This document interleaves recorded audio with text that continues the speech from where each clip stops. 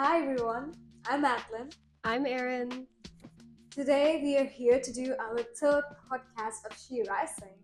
Are you guys excited? Yeah. Yes. So I know it's been so long that we did in our last podcast, but we are here in 2025.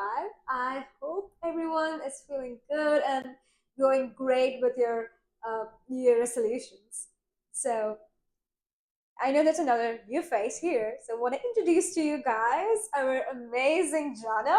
Hi. So she's been a part of She Rising for a very long time, and she's the one who's doing the amazing work in the social media. So today she's here with us. Yes, I've just been on the sidelines. I haven't really interacted with you guys, but I'm really excited for today.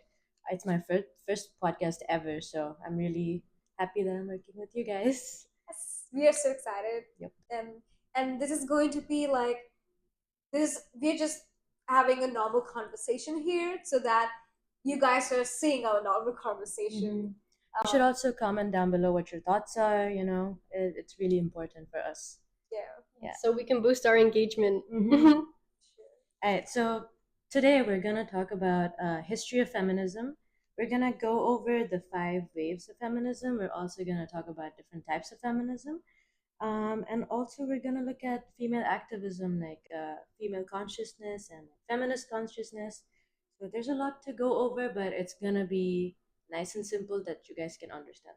But I think that it's really important to note that we are going to be discussing the history of Western feminism, which is not the global history of feminism. It doesn't speak for anybody else except the history of mostly Europe as well as the US and Canada. And so when we're discussing the history of feminism, it's important to mention that this is geographically located in a specific area and it's not applicable to the history of global feminism or of the feminism that we have today, but more so it's like a political history. Yeah. And it doesn't take account of like anything that's outside of what we know here. So just to keep that in mind. Yeah. And we will be discussing global feminism and different areas, like I said, politically and geographically in different episodes. But we're just starting with kind of the What you political, learn in like textbooks, basically. yeah, basically textbook things before we move on to bigger, better things later. This reminds me of the whole debate on like mainstream sociology and Yeah. but that's a whole nother thing. Another time. Another episode. We have like 16 episodes lined up that we're just working through one by one, so we will get there. We will. All right. So let's move along to like the first wave of feminism. So this happened, I think, late 19th century towards the beginning of 20th century. This is just like legislative and like just right to vote and like reproductive rights, or like just just legal recognition of like women's rights and stuff like that. It's very basic, but it really laid like a base, like a foundation for future feminist waves. Do you guys want to like chime in what you think about Yeah, it? so in the 20th century, like feminism, the goal of the first wave of feminism was to accrue property rights as well as the right to vote. And that was important at the time because before that, women were not recognized legally as people or human entities. So it's more important than just having the ability to vote civilly or own property, but more so the recognition of their humanity. And that's what they were working with in the late 1800s. Yeah. It was more about because well, the whole uh like status quo at the time was just upper class women and like upper class just like capitalist view of things. But again, we don't have a lot of like diversity in like this era of feminism, so it was mainly concerned about like, again, like right to vote and just property rights. So there's not a lot going like on with like working class and stuff like that. You know what? This reminds me of something. I'm not sure. It's a pretty popular show in Netflix, Bridgerton. It's pretty famous, right? And in that TV show, you might, I'm not sure whether I have referred this in our last episode, but like in their terms, like calling like Lord, your Lord, Mm-hmm. Yeah. and for women they call like your Grace. Why I'm mentioning it's because of that. Is reason there's like okay, man in the family. There's an also narrator where like man in the family is like a lord in the family. Right. And from there, just think about connecting that with how it transformed in the first wave of feminism, where women try and come out from getting the legal properties, right to legal properties, right to vote, right to do something that I really want to, like at least like consider them as a human. That was the first wave of Yeah, feminism. not Mhm. just a person that can just reproduce, right? Yeah. Yeah. But this Basically fighting for being human. That's mhm. what I will see for first wave feminism. It's true, but it also only applies to white upper class women. Racialized women were not considered people. They had a lot of things Yeah. to a lot Yes. of history to go through before before people of color were Yeah. considered people in general, and that still applies to women. um, and Yeah. so when we're talking about property rights for Yeah. women to own property, it was Mhm. already a huge point of privilege to be allowed to be married to someone who owns property. To be the wife of a property owner was like an elite privilege. And so when women were able to access property rights for themselves, it was still only elite women who were able to do so. And I think it's really important to mention that, um, because this is uneven development of civil rights. Yes. No, thanks for letting that. It's basically like upper woman class women. Mhm. Yeah, that's the first wave of Yeah, and feminism. Mhm. slavery and a lot of that was going on during this time. So there's a lot more to that than you know just upper class women, right? Yeah. So now we're moving on to the second wave of feminism. This was more about reproductive rights, like equal pay, discrimination. There was a lot of like workplace discrimination, and also abortion rights. Yeah. So what do you guys think about that? Now we're struggling with abortion rights. This was always a problem. So what do you guys think about it? I would like to imagine in this way. So think of it like, okay, women got their rights to vote, got their rights to property and stuff, and they moved to the next wave to where they're fighting to work for Mhm. just to be like how equal rights as like men have. For example, just for going for work, just for the right to education, right to uh, going for work, those kind of things is what really about second wave. What do you think? Yeah, that's true. And also, there was a huge focus on bodily autonomy as well. Like we mentioned, reproductive rights already. But I think that it's interesting that, like, when they were originally granted the right to work in the like late 1800s or so, it's important to note again that like racialized women had always been working. They were working normally as Mm, domestic labor or as like hard labor, and normally in an indentured or slavery kind of way. And so it's white women who were begging to be let into the workplace yeah. so that they were able to support themselves independently from their husbands. But it's racialized women who did not ever have the chance to stay at home. Yeah. So I just want to speak about it in less of a monolithic kind of way, to recognize that women across sexualities, races, genders were all experiencing different things. And so when we're talking about women's right to work, we're also talking about like racialized women's right not to work. Yeah. And after they were like granted their own racialized civil rights as opposed to like reproductive and gender rights. Yeah, segregation was a big thing around this time as well. So yeah, they were doing like racialized women were doing a lot of hard work, but they were still not allowed to use the same, I don't know, public transport, or like stand in the back of the line, stand like be at the back of the bus. So a lot of that going on around this time. And also abortion rights. It was legalized, something that our beautiful feminists fought for, but it's being taken away. It's called the Roe versus Wade, Wade. Yes, yes, Roe yes. versus Wade.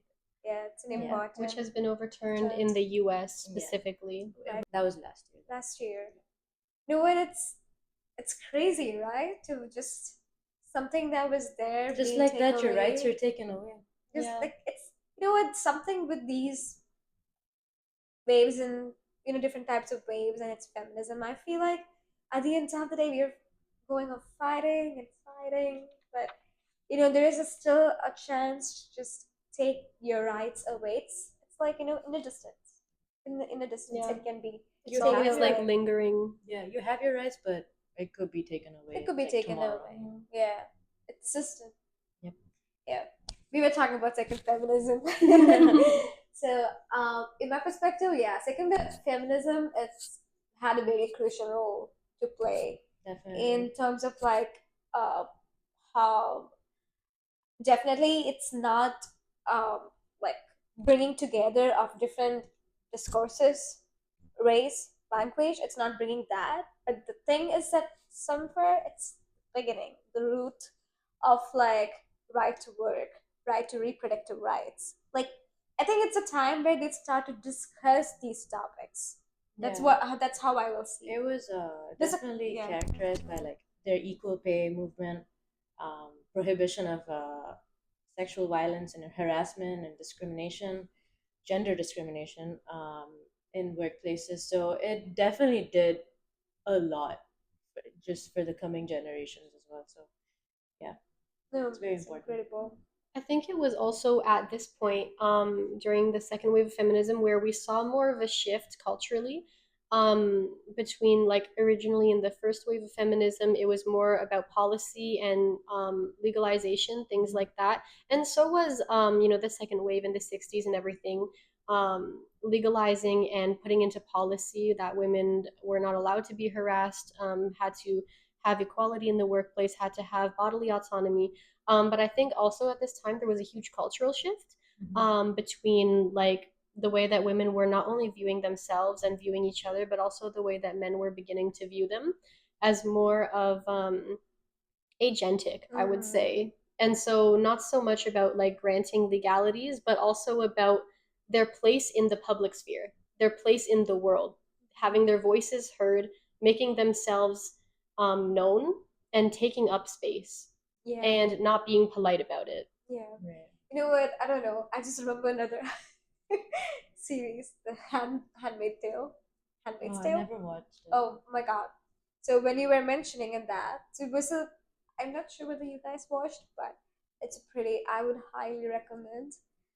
It's an amazing show, and basically in that there's a scenario where the general officer like help taken from the other woman, like from his wife, from his handmaid, uh, and they're using it as a second degree. Like I'm the boss, I'm doing the work, but you are helping me out. But these two are the people who does all the work. Oh, Okay? they're doing the equal amount of work. They're but, doing like, the equal and more work than Right. what he does, Oh. but they're not given recognition. Right. So why I'm saying this is Yeah. because like maybe it could be the state. I don't know. Maybe it could it's be like the interactions. It's just very misogynistic. yes. Maybe like in second wave feminism, how people were perceived feminism would be the woman need to work. Woman is fighting to work. They're taking Kind our of jobs. They're taking over jobs. Yeah. Yeah. Interesting. Yeah. Mhm. Very interesting. Very true. Okay. So third wave of feminism. Are you guys ready? Yeah. This is very big. We are actually looking at intersectionality here. There's a lot of diverse voices. This is also when LGBTQ rights were fought for. Again, more of reproductive rights because still we're not getting our rights. There were a lot of underground punk parties or like movements, which is super cool. I would love to be there. Yeah. This is when I think her name is Rebecca Walker. She is the one that coined the term third wave feminism. She is the one that took the initiative of the punk movement. So this was a lot of things going on. So there's the LGBTQ rights. just reproductive rights again, like the ability to, govern our own bodies and not just have kids. You know what I mean? Um, and also just punk.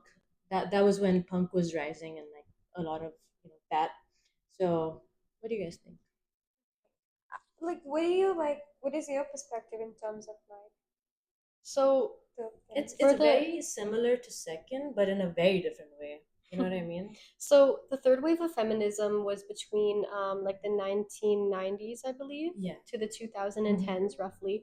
And during that time, they were more focused on it was once again more of like a cultural shift, I would say. So this is the focus on like self-love, on focusing on women's body proportions and self-acceptance, instead of trying to fit some kind of beauty standards. They were becoming pretty critically aware of beauty standards, and the way that they can be harmful towards women's health and well-being. Just a side note, pop culture was rising here.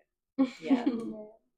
Yeah, and at that time, yeah, like you said, there was a huge push for LGBTQ rights, which impacts feminism, because women are LGBTQ. So this goes back to our amazing Kimberly Crenshaw in the late second wave of feminism, who coined intersectionality. And it's the idea that women, and all people experience different forms of oppression and privilege, depending on their social location, which is essentially just the forms of identity that they hold. So, for example, you can experience discrimination and harassment because you're a woman. You can also experience it because you're queer, or LGBTQ. And if you're going to be LGBTQ and a woman, these two things together create a unique compound experience. So, like a queer woman, for example, is treated differently than a queer man because it's basically two birds with one stone, Yeah. and it creates a unique experience. And so it was at this point that they really started focusing in on the intersectionality and the multiplicity of womanhood, and thinking about all of the different kind of experiences that they can have depending on their class, depending on their race, depending on their socioeconomic status, depending on their sexuality, their presentation, their body image. And so it was at this point that it started becoming a lot more critically minded, rather than fighting for fundamental and basic human rights. It's becoming more about psychological patriarchy, and how the way women and men also internalize their view about femininity and about womanhood, as inferior to masculinity in terms of culture and psychology. You know what? I also would like to add upon that, like in terms of, and you were mentioning about geography.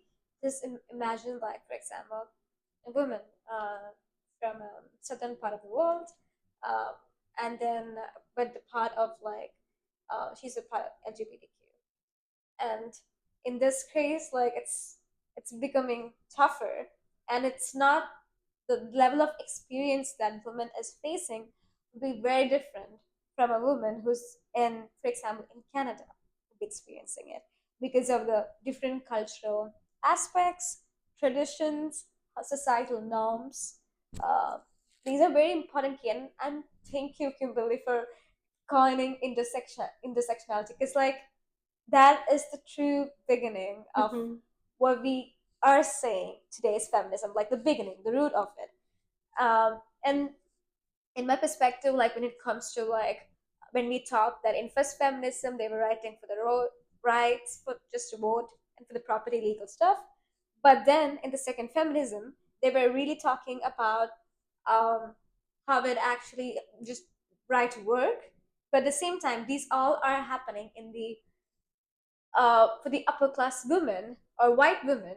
Uh, but at the same time, then this being traveled and being like changed their perspective, shifted to inclusivity, right? Inclusivity, where every woman is should be considered to be like equal. There is no second degree human, or there is no the racist point of view is being like lightly shifted. I would say it's not completely shifted still now.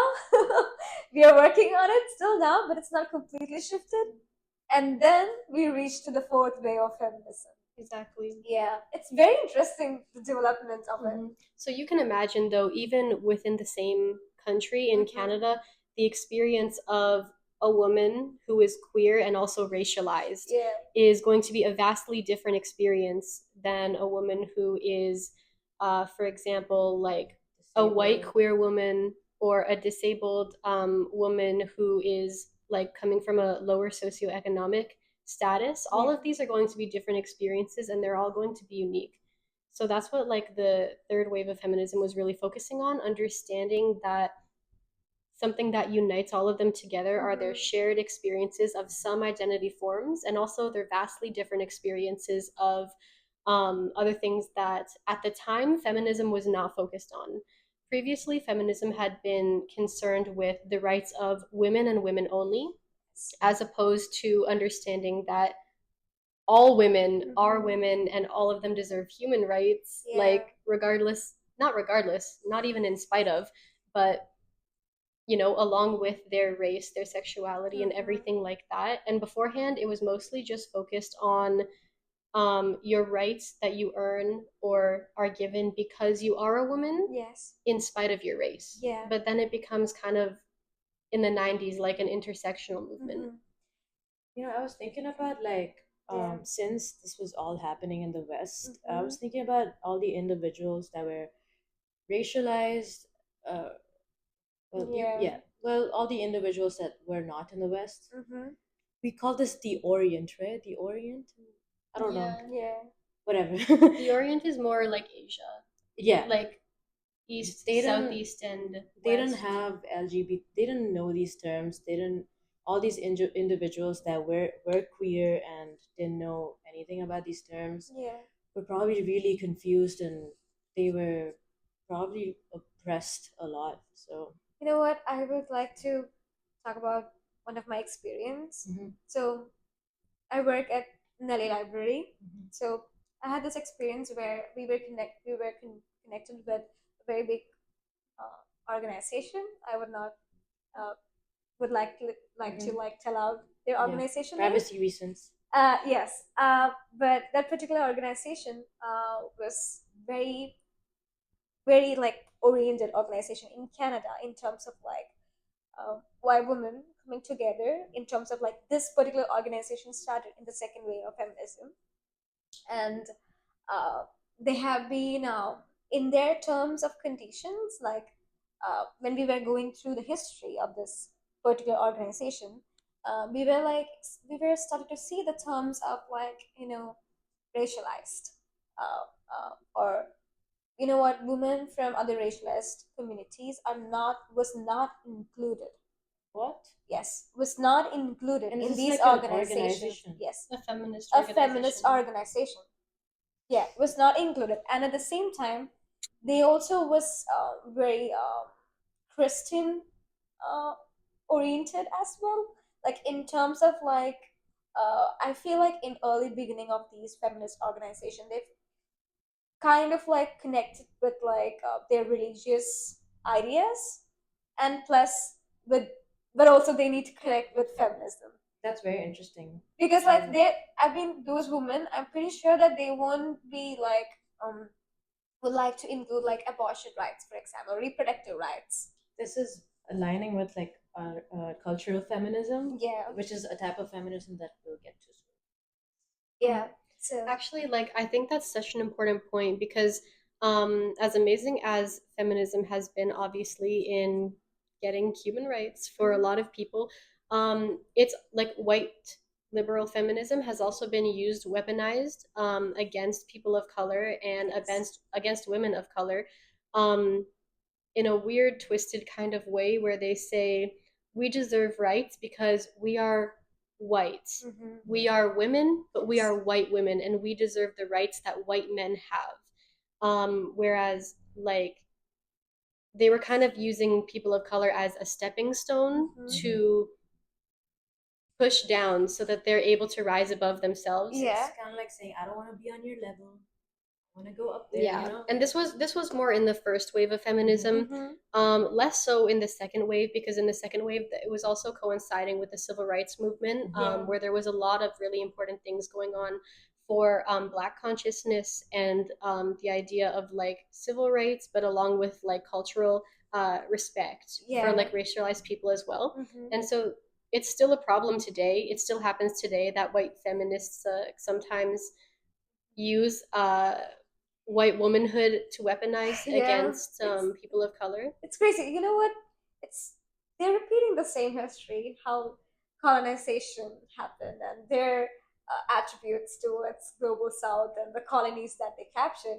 And also, one important point that we need to mention is that this feminist perspectives or the ideas or the rights was already been there in these cultural traditional communities. Like for example, global south, it's already in Asian countries, or uh, we were coming from India, so we in our terms, like it's been already been established these ideas throughout centuries. Oh, yeah. But with the aspect of colonization and the impact that they created, these ideas were like, you know what, like taken away, completely taken away. And one thing that I would really say that out is like the concept of feminism is not being taught or like being taken from the white Western feminism or like Western community. Just want to say that loud, because I feel like many of us today, especially in our generation, we think in that perspective. Oh, feminism is coming from Western country, Western world. Yeah, no, if we go back to like, let's say, India, or if I go back to like Dubai, right? Yeah. They're gonna be like, "Oh, you went to the West and now you're a feminist." Yeah, That's not what it is. You know what I mean? it's been already been there. It's been, guys, look into your roots, just touch in with your cultural text, whatever that might be in centuries. That's why we should learn history. Yep. Yeah. Just staying educated about all these problems will, first of all, just make you a feminist. Yeah. If you align your beliefs with it, you are a feminist. Feminist. Do you want to talk about the next? Oh, yeah. Fourth wave of feminism. This is also very similar to third wave, but it's when all our technologies are in use now. Internet has begun. Everybody's having internet and they're using the World Wide Web, even social media. So this is more of 2010s to like now, present. This is where the Me Too movements have been started, he for she campaign, so things like that. So it's very individualized for sure, and it's also digitized, which makes it takes account for a lot of people's experiences and like around the world as well. So It was really during like the fourth wave of feminism that it started becoming like more of a global movement, not in the sense that there wasn't feminism existing before, but the idea that feminists in the West were starting to recognize and appreciate women globally and their perspectives, their experiences, and incorporate them actively and like politically into their movement. Yeah, that's right. Again, intersectionality is such a big thing, and it's now a very fragile thing. We talk about it with care, which is a very good thing. You know, we're considering everybody's personal experiences and their like accounts. Yeah. You know what? I was just thinking about something else with this uh, fourth wave. But then, you know what? I just remember one of my conversations with my coworker. So she's from Zimbabwe. So in their language, Zulu, um, they don't have pronouns like he, she. They in their language they don't use pronouns. Like for example, gender. They don't have gender in their language. Why I was telling that is because I just want to connect with the other point that we were talking about, where the different countries or different cultural groups, in when we deeply analyze their like cultural text or the language, uh, we get a sense that the like very open-minded ideas that we talk about was already existed before. And with fourth wave feminism, my take is on that it's booming. I think is it the Me Too movement is in the fourth wave feminism. Yeah. So just want to shout out to Me Too movement because that's where the time where uh, when I was back in home, I remember, uh, especially through social media, that the Me Too movement was really big, and the outreach that they get was amazing. Like, just imagine women coming together and telling their stories. See, I have been experiencing this in my lifetime. So now we're going on to our fifth wave of feminism, which is much more recent. I think this is after 2016 towards now. This is very similar to fourth wave of feminism, but they have a lot more focus on mental health and diverse experiences again. But here, they are advocating for women and everybody to get out and go out there instead of staying online and doing your activism at home. Just get out and like do your work. Just put yourself out there, basically. I think that the term that they used for the fifth wave of feminism was embodiment. So it's just the idea that the ideas that we had during fourth wave feminism were really great. They were intersectional, they were inclusive, they were responsive to, you know, everybody's needs, basically. But they wanted people to get out into the streets, like you said. And this is when they turned more towards performative activism, not in the way that we tend to use it now, kind of derogatory, Yeah. but it was performative in their, they were using performative art forms. They were doing like art pieces and blockades in the street, things that would shock the public and allow them to like critically assess and analyze their surroundings. So this was more about feminists at this point trying to educate the public, and they're using performative art forms to do so in real life and in museums and in the streets and online as well. That's very interesting. Yeah, the Um, art of activism. It's starting to bloom in fifth. yep. Right? It's beautiful. A lot of people do say there's a debate on whether fifth wave feminism exists or not. That's up to you. So, um, Yeah, there's been like a real confusion, but do you think in terms of like academia, do we really consider there is a fifth wave? I mean, it is happening. It's on the books. So. I just think that the way that we talk about waves of feminism has kind of changed over time. So when we were discussing first, second, and third waves of feminism, we categorized them as such because they were discussing different points. They were talking about different measures, different policies, different cultural views. And then between the fourth and the fifth wave, the lines started to become blurred because we were talking about the same issues over and over again, which we need to because they haven't been resolved yet. There are more Um, nuances. yeah, so at this point, we're talking less about different waves, different goals, different orientations, and more so about different methods, basically. So I think that's why there's a lot of contention about whether or not the fifth wave exists. And I would say, in the traditional sense, no, because it has the same goals as the fourth wave of feminism, which are very similar to the third wave as well, but more inclusive and diverse as well.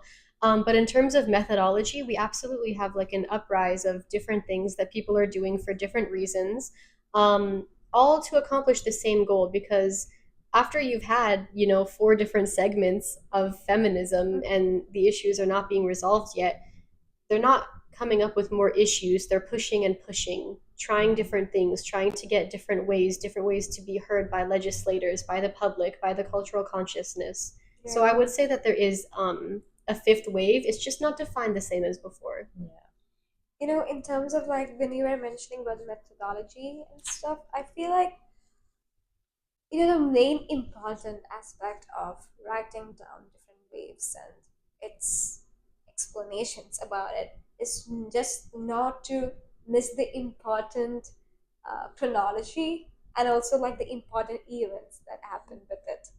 And it's very nice that we have that because, like, for example, in you mentioned like in terms of third and fourth wave feminism, like there's a similarity between it, and it's the same between fourth and fifth. But when we didn't, for example, in case we just like summing up with just third feminism, there is no fourth feminism. We could connecting with the fifth wave, for example. In that situation, it will be like we were missing the main points and the events that really happened. So Yeah, actually, I agree with that so much. That's such a great point. And I also wanted to mention as well that, I mean, even like there is a point of contention as well about whether or not it's even right to call them waves of feminism, mhm, because it kind of discounts the activism and the efforts of people that were working the entire time truly, through different decades doing different things, and it kind of just negates the effect that they've had, which has been great. And as well, like once again, it still centers like European and American history mhm. when we're talking about the different waves. Yeah. Again, And putting in a that's, box. yeah, it's not exactly what happened. Like there have been maybe um there have been maybe like spikes in more conformity, more unity to the same goals and the same points, where feminists were sharing the same ideas and they were acting in solidarity, maybe. But this was always happening Oh between yeah. the decades, between the waves. We read in our paper by Legates that feminism or like female activism was always going on, like in like small groups, bigger groups. It was always happening, even before the 19th century, like 1600s, 1500s even. It was always happening. So we don't really know much about it because nobody really recorded it, but it was always happening, even now. Yeah. All right, so now that we've discussed all the five waves, again we mentioned that there's a lot of like nuances in it. There's a lot of different types of feminists in it. So we're gonna talk about the types now. Starting off with the liberal feminists. What do you guys know about it? Equal rights for men and women. That's Yeah, it. basically Together. it. You want to Liberal mention? feminism is like more attached to first wave feminism in their political ideology of raising women to the position politically and economically of men. It It was. doesn't. The idea is to work within the system that exists already, and assumes that the system that we currently have and operate under is fine and there's nothing wrong with it. We just need to elevate the status of one group to be the same as the other. Yeah, Yeah. it focuses a lot on legislation and policy reform. That's how they believe that there will be equality between individuals, men, women, anybody. Mhm. Yeah. Now we'll go on to the radical feminists. What do you guys think about radical feminists? You want to go first? Yeah, Or? sure. So radical feminism is on the complete other hand of liberal feminism. It holds the belief that the entire system in itself is inherently exploitative and misogynistic and patriarchal in nature, Mhm. and that the entire thing needs to collapse, Yep. essentially, that there should be revolutionary efforts not to work within the system that exists, but to dismantle and create a new system that is not capitalistic, that is not exploitative, is not patriarchal, and is not based on the hierarchy of domination. Yeah. It's really hard to get that point. While Being a the radical liberal feminist. feminist focuses on like incremental change within the structures, here radical feminists sort of opt for a revolutionary change that fully changes the entire social structure and the status quo. Yeah. Exactly. Yeah. There's something also interesting. There's also cultural feminism. Oh yeah. That's a pretty unique take. Do you want to tell us about it? Oh yeah. So from what I understood, it was taking an account of tradition, not traditional, but like your cultural like values and like all of your cultural background, your values shape you, and there are like roles you have to assign yourself with, and it's yeah, it's pretty traditional in a way. They think about femininity, about something that's nurturing and like someone that takes care of like family and like people around them. It's very like the caregiver status almost. Mm. So I feel like I would add in a point to that. Like in terms of throughout the history of human civilizations, we have been characterizing feminine attributes to be this, to Mm-hmm. be that, and it's different in different culture spheres. And I feel like cultural feminism talking more about Mm-hmm. how to include that within, about like it's giving more importance Yep. to the femininity or feminine characteristics what they have been already established. Yeah. Yes. Exactly. Yep. Yeah. That's the point that I was going to make as well, Mm-hmm. that like the idea of cultural feminism is also like different from radical feminism, where they aim to like privilege, and just like first wave feminism kind of, again, they aim to bring up the social and cultural value of traditionally feminine traits and characteristics, Mhm. rather than feminism's perspective, which thinks that we should dismantle our Mhm. current beliefs about what is feminine, Yeah. what is masculine, and how these characteristics play their role in people, in politics, in their social lives, in the economy, in everything. Whereas cultural feminism is trying to work with these established values that are traditional, but to assign further importance to them within our society. It's they emphasize on embracing it instead of Mm. just dismantling it.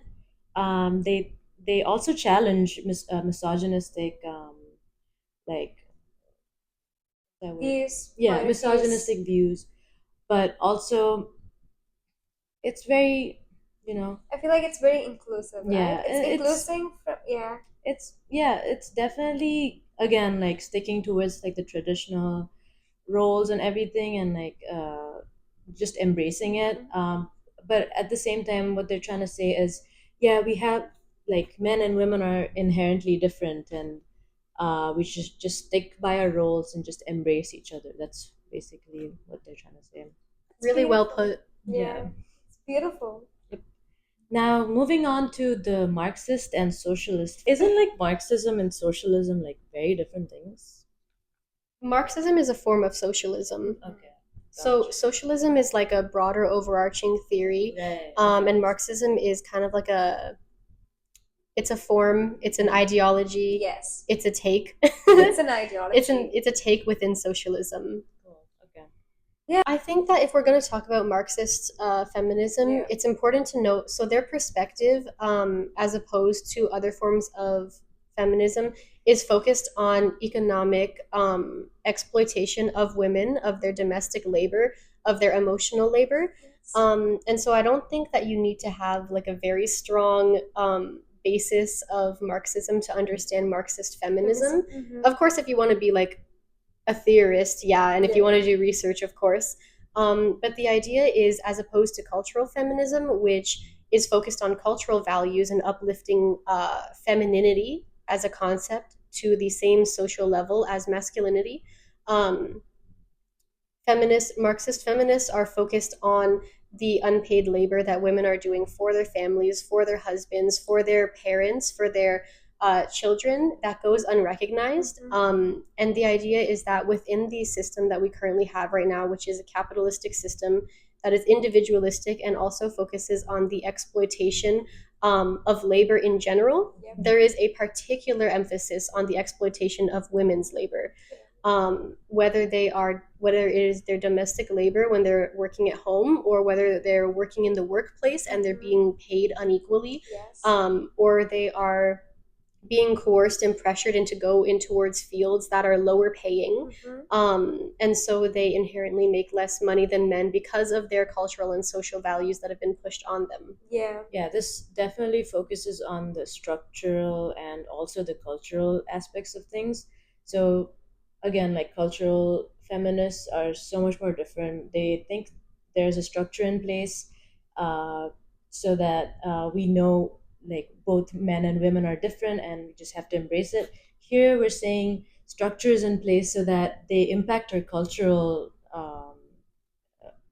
experiences, Experiences. and Mhm. it's just inherently very capitalistic and exploitative. So I would like to add to a point, where in terms your point in connecting with like how economic exploitation, it's like I feel like most of the idea from Marxist socialist feminism is basically rooting from not women work is not being recognized in any forms, because it's starting from there and it's outgrowing from, still currently we are still facing unequal pay, different pay ranges, and also like in terms of, I would definitely, when we talk about economy, I also want to mention about the maternity leave and how that impacts women's lives in terms of their entire career and how what they experience. Exactly. Yeah, so that's very important topic. Yeah. Actually, for anybody who follows our Instagram, we made a post about unpaid domestic labor recently.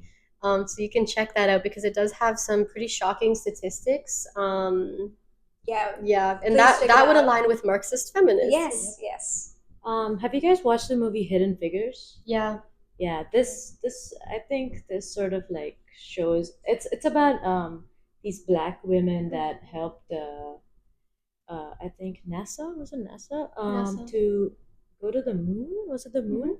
Yeah, they came up with like the calculations and everything, but they were not recognized until like now. So Yeah, there's a lot of women in STEM that don't get recognized, yeah. unfortunately. Still now. Yep.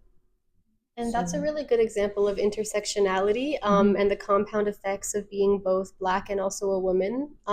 Because there were, there were black men who were recognized more, and there were white women who were recognized more. But being black women, they got very little pay and very little recognition for their amazing contributions that were completely responsible for like getting to the moon safely. Now we're moving on to the maternal feminism, which is basically advocating for motherhood and the importance of motherhood and a female's role in being a mother and a caregiver, basically. What do you guys think Yeah, about it? I think it's very important because motherhood, likely I have already mentioned in the Marxist socialist feminism, in terms of like the experiences of motherhood and how it had been impacted into women's day-to-day life activities. It could be economical, political, social, and I feel like it's an recognition of, it's like a way of recognizing motherhood and experiencing that women go through throughout their life. Yeah. But I do think that a lot of women don't want to like be a mother, right? Yeah. So it doesn't really take account of Yeah, about it, but I feel like it does also talk about that too.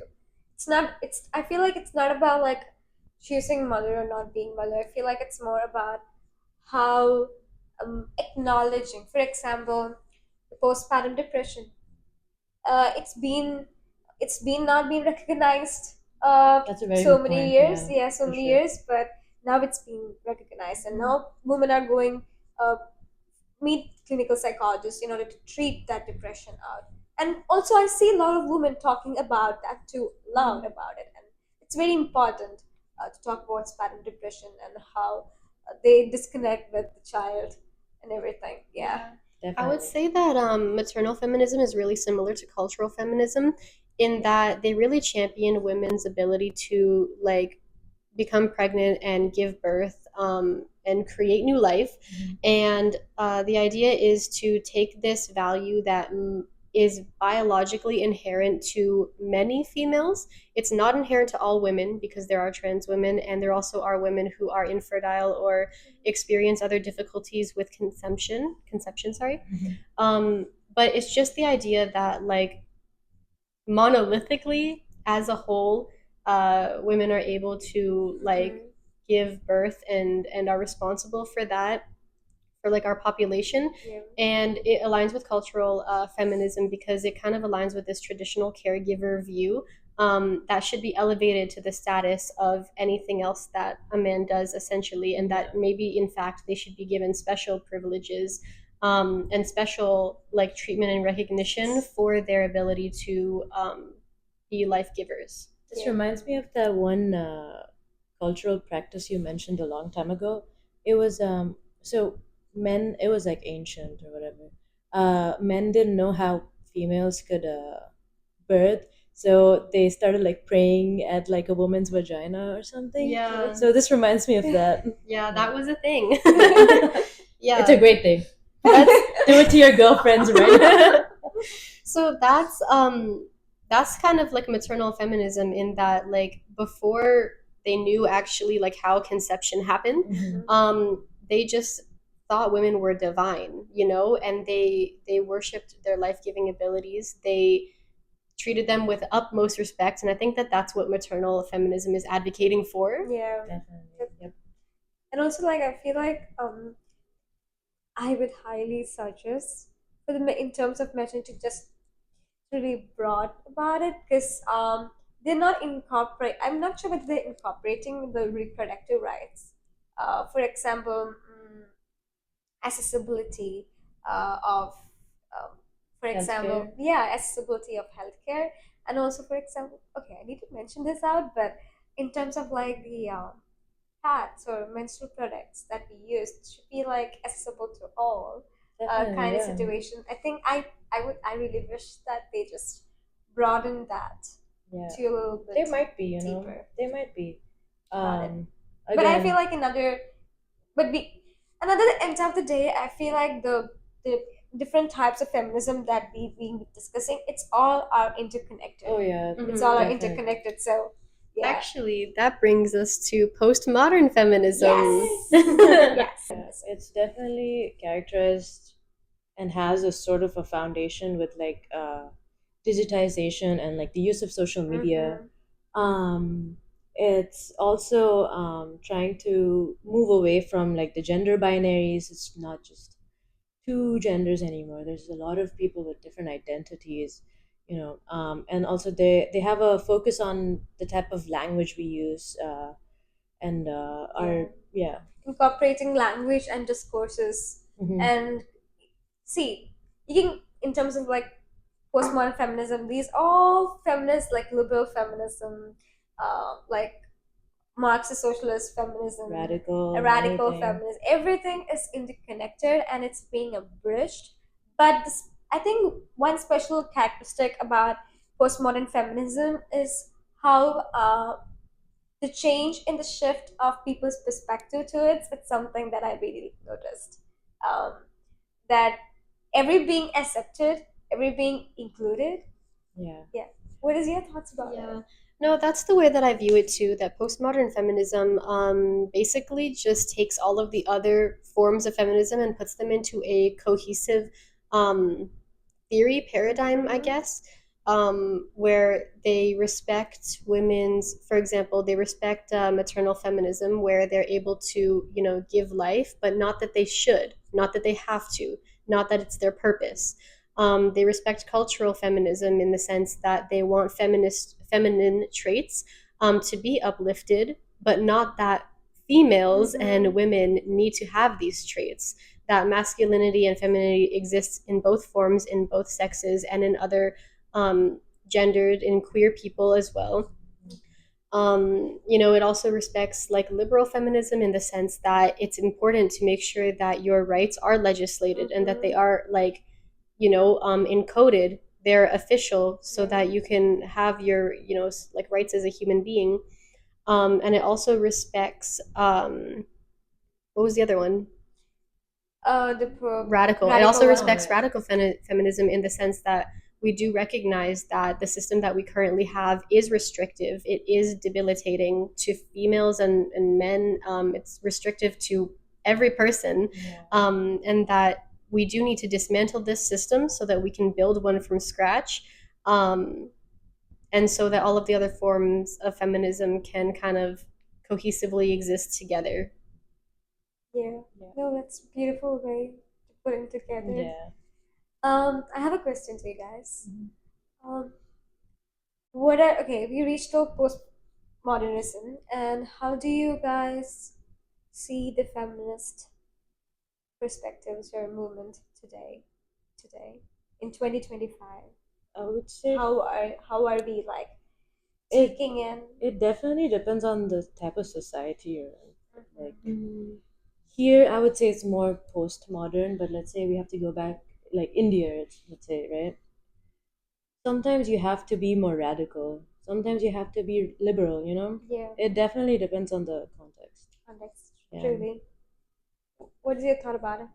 Yeah, I agree with that. That like it depends on the social context. I would say that speaking of like Western context, particularly, there's some really weird things going on right now with Oh the yeah. rollback of women's reproductive rights in the U.S. Mm-hmm. They're also talking about taking away same-sex marriage, Mm-hmm.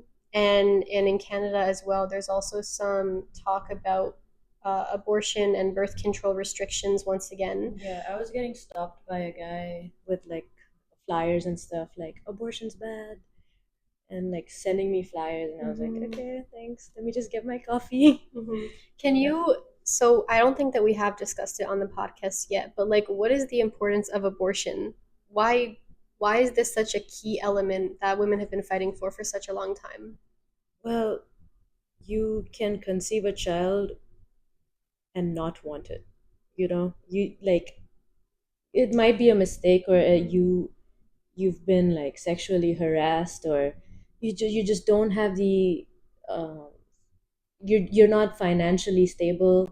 There there's so many different reasons why you wouldn't want a child, and why you wouldn't want to bring that child into your current state that you're in. It's much more cruel than just having an abortion, at least to Yeah. me. I don't know about. My perspective is very simple. So, during your entire pregnancy, like there are so many changes that go through your body. It's basically like your body is reborn again. Like after the pregnancy, there might be changes in your body. There's different hormones production, different way. Your entire life has been changed for a second of being mother. Um, Basically, it's the right for a woman to choose. That's the thing. Right, a woman to choose. It's her body, her reproductive organs, her Mm. body is experiencing this whole traumatic experiences for more than 9 months. It should be definitely a woman's choice. Like, how can we like even talk about it? Like, how can we talk about it? I That was how you know what this is like. I have been seeing this a lot that women's body is political always, always throughout the century, and it's been never been till today. It's not been changed, but at the same time, like it should be very basic thing to understand about it. But I definitely understand when we talks about the cultural feminism. For example, there's different cultures. There are different cultures where or different religion teach about like it's a god-given gift. It's maybe it's a god-given gift. Maybe it's something that we need for the population and everything. But you know what? There is one situation that I've been like seeing, or for example, in like just imagine the scenario where you're being there's mother and there's a child, and both are at risk, and the doctor's coming and asking to your husband, should I need to save your child or should I need to save your mother? Like, why do we even ask that? Definitely it's mother, right? I would say so. Yeah, definitely Yeah. it's mother. I mean, at the end of the day, you can always have another child, Hmm. but you can't always have another wife or somebody, a partner that you've been, sharing your life with, Hmm. who you've built such a strong connection with, who hopefully, if you are having a child and hopefully that child is planned, you want to create a life with this woman. Yeah, and in my past, I've been working in a psychosocial rehabilitation center, and there's in my experience, um, it's like a rehabilitation center where you like you see women in streets who are not in a good sanity, like in terms of their mental health, and they've been like police collect them and they've been rehabilitated to this particular institution. And I've been doing my volunteer work there, and there have been seeing 26 women.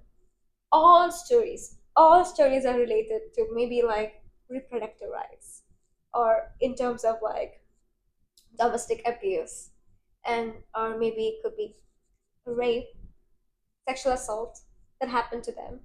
because of all reasons why their mental health is being so bad. So I'm just talking this just 26 women. They only asked 26 women out there, but I'm just saying that there's so many stories uh, that we don't even know, and it's very hard to judge about it, to talk about it.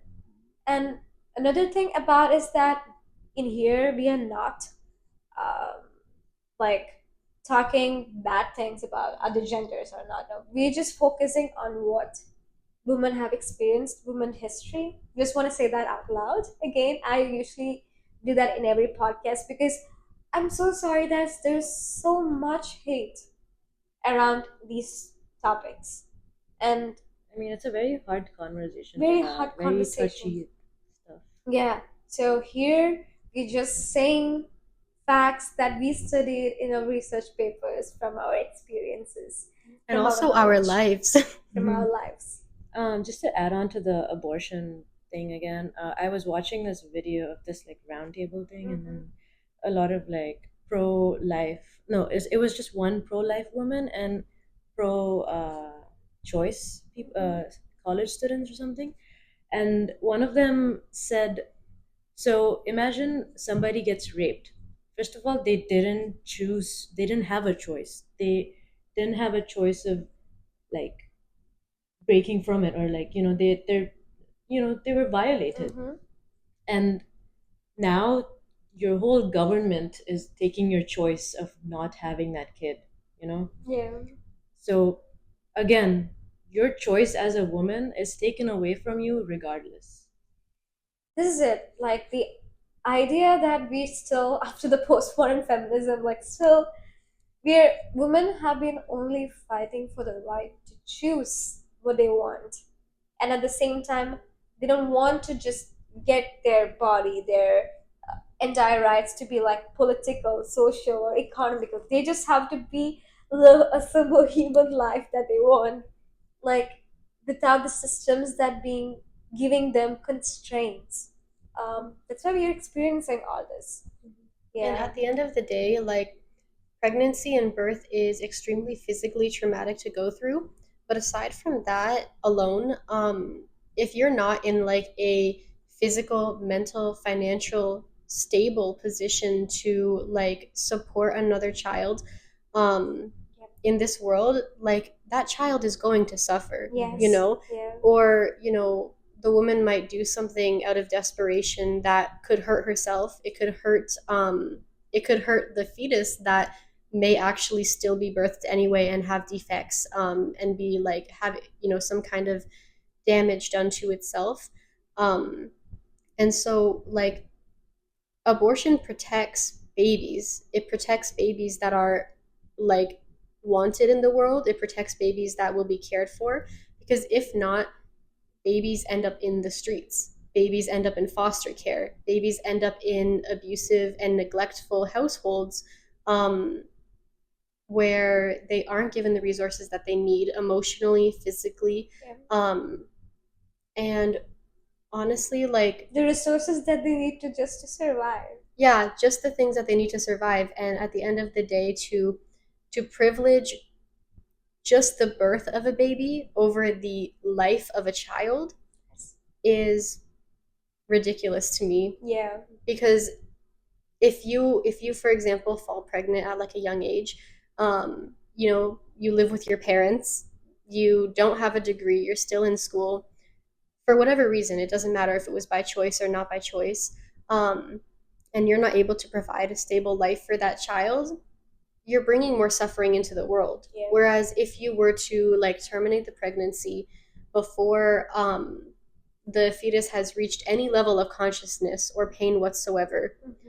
and a few like years down the line, when you're in a better position, you're able to start planning for your family intentionally and create a stable environment for your child. Yeah. You can bring, like, there are joys, to childbirth, and children Yes. can be gifts, and they are, Yeah. when you are You need to stress prepared. that out because, like, people in our conversation might think we are not against children or like No. giving Yeah. birth or like Guys, whatever. I wanna give birth, guys, one day. Girl. Yeah. My God. The main point that we are laying out is right to choose. Yeah, and the right to choose not only for your own personal health and safety, but also out of mercy for that child. Sure. Like, do you want that child to be growing up in an environment where it knows that it's unwanted, Yeah. it feels neglected, it feels abused, it's potentially not being cared for? Is this more important to you than waiting a couple of years and trying again later when it's an appropriate time? So many teen moms go Yeah. homeless and they end up doing substances and like Yeah. it's such a hostile environment for the child. Like completely, it's not safe. And also like the generations to generation it's been passed down and then it's not been breaken out of it till now.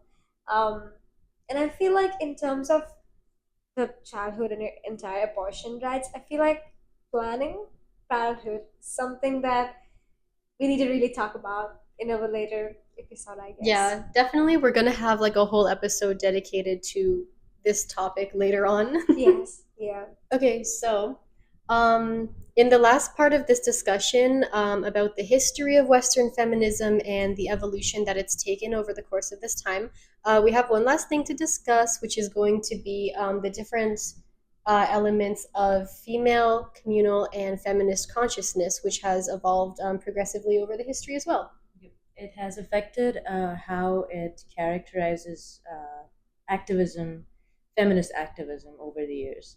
So, starting off with female consciousness, it's basically actions carried out by women that align with traditional uh, roles and traditional meanings that have attached to what is feminine and what is masculine. But like like again, like our talks about being caregivers and like wives, stay at home wives, stuff like that.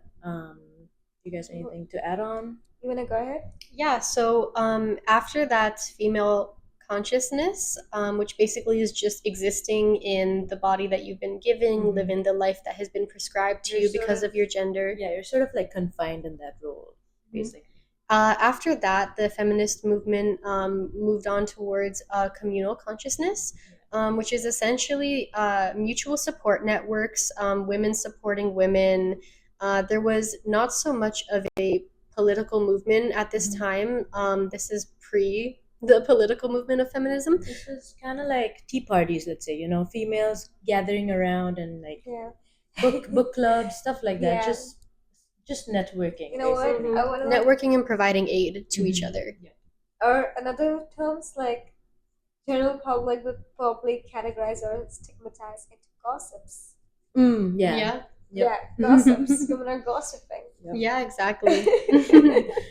So that was kind of like the transition period between just existing generally in a female role, moving on to being in a female role and supporting each other with the things that they need because the government and the people around them were not giving them the aid that they need, so they were supporting each other. And then after that, they moved on to the feminist consciousness. Feminist consciousness is addressing like those attributes, right? And altering it. So like all these women across the world, across the nation comes together and basically just fights off these patriarchal views and like some like these confined roles and stuff like that. That's the feminist consciousness. They want to go against or like alter that um, worldview or like how it is. Yeah. Okay. So I think another good way to put it is that they kind of moved on from originally just being women and being females and existing, moving on to realizing that they need help, that things are wrong, and they need to provide aid to each other. That was really the consciousness, the communal consciousness movement.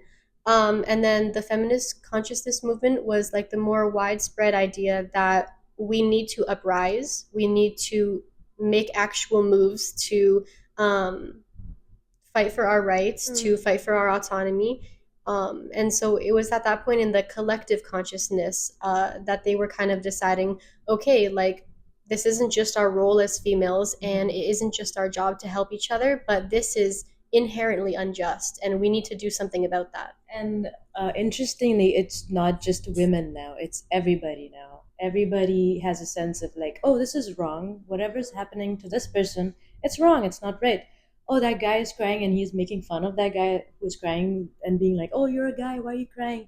That's not right. So it's like a feminist consciousness. It's like a shift in how you think about things, basically. That's it's very nice, and I feel like it's something, when you were telling about it, it's something that we all encourage men to talk about mental health and to Definitely. talk to each other. It's another topic Yep. to discuss about. It's happening, but it's happening slow. No, it's not We'll happening. talk about it. We'll talk about it. Yep. Yeah. All right, I think we actually covered everything that we wanted to today. Okay. All of the readings that we've done, it's by Legates and Mulvey. We'll put it in the description. You should go check it out, read it. That's why we want to say that everything that we discuss here is based on academia. Yep. That's our main focus. Do your research and back up your research. Yes. Not the random facts or Yeah. research says that this in Instagram or other social media platforms. Don't believe in it. Yeah. I hope you guys enjoyed. Thank you guys for having me here as well. I'm And so excited. And we are, we thank you, and we love that you've been part of Yes, this. it's my first podcast ever, and I'm actually having fun. So I'm hoping to do more with you guys. So thank you for watching. Obviously, check out our socials, Instagram, our website. Everything will be linked down below. And have a nice day. Have a good year ahead. Thank you guys for watching our podcast. See you. Thank you. Bye. Bye bye.